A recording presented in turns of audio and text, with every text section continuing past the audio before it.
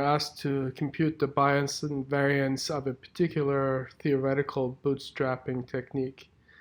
The bias is pretty straightforward to compute and is well described in the official solution. To compute the variance, we're given this formula, and this basically boils down to computing a double summation. It's really just a pure math problem.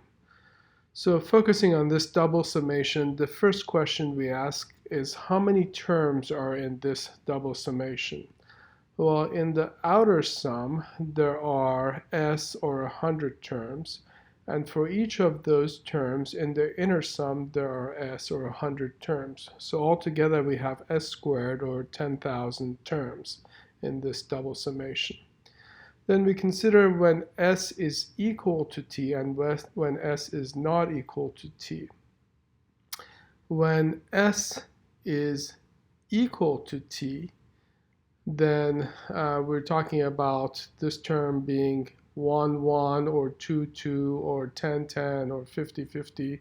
So there are a total of s, or 100 terms in the sum.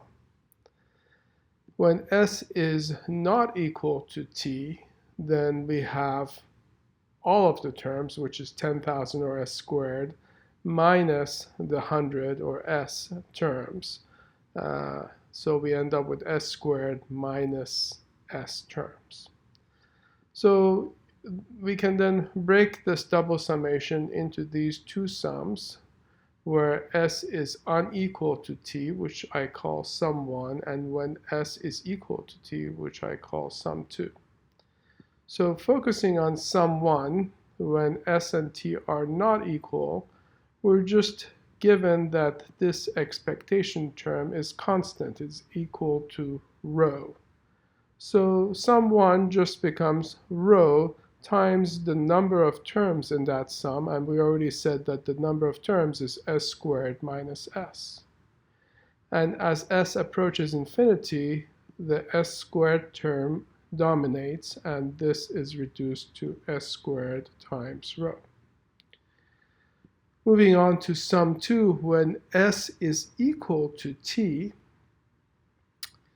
we're given, then this expectation becomes expectation of y hat s times y hat s, or expectation of y hat s squared. And we're given that this particular expectation is equal to s. Now this is kind of strange because s is just an index. Nonetheless, that's what we've given, and that significantly simplifies the problem.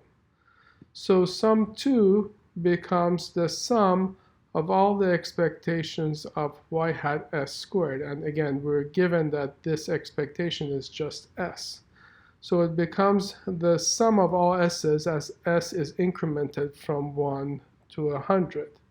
So this is 1 plus 2 plus 3 dot dot dot plus 100. This is the sum of an arithmetic series, and we know that the sum of an arithmetic series is just s times s plus 1 over 2. And again, as s approaches infinity, s plus 1 becomes pretty close to s, so this sum 2 is reduced to s squared over 2.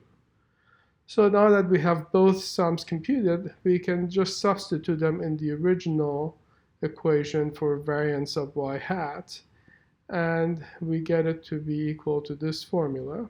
That's what we computed for sum 1, that's what we computed for sum 2, and that reduces to rho plus half minus y squared.